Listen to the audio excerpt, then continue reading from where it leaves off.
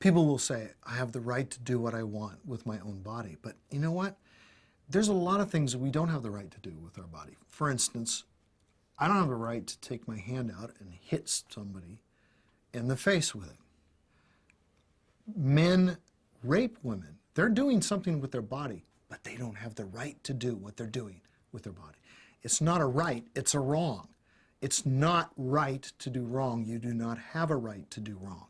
So, to say, I have the right to do whatever I want to with my own body, certainly applies to if you want to have your appendix removed, or if you want to do this or you want to do that, whatever it might be. Except, in the human community, we all start inside of our mothers.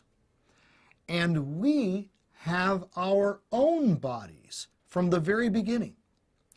And certainly by the time any woman knows she's pregnant, her baby, it's very, very small, but has a body, all right? So the question is, do I have a right to do something with my body that destroys someone else's body? And I don't. I don't have that right. That's wrong to do that. That's just comes with the territory. And it's not unfair because every woman who has a child inside of her body was once a child inside someone else's body. And everyone should ask themselves the question, am I glad that my mother didn't kill me? Would I want my mother, to have done this to me? And the answer is no. And the other thing I would say about that is, just think logically now.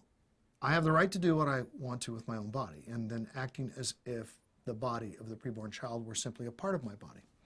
Well, half the time, okay, if this is part of my body, it means I have 4 eyes, I have 4 ears, I have 2 noses, and so on. Well, of course it's not part of my body. It's located inside of my body, but it's not part of my body. And half the time, a woman is carrying a male child. So, if that body is a part of her body, she also has male sex organs. And I don't think she really wants to go there. I don't think that's what she's thinking. Obviously, that's simply not true. It's not part of her body. So in the same way we don't want to be prejudiced against somebody because of what they look like, we don't want to be prejudiced against somebody because of where they live, where they're located. And let's not be prejudiced against a preborn child just because of the place he happens to be living.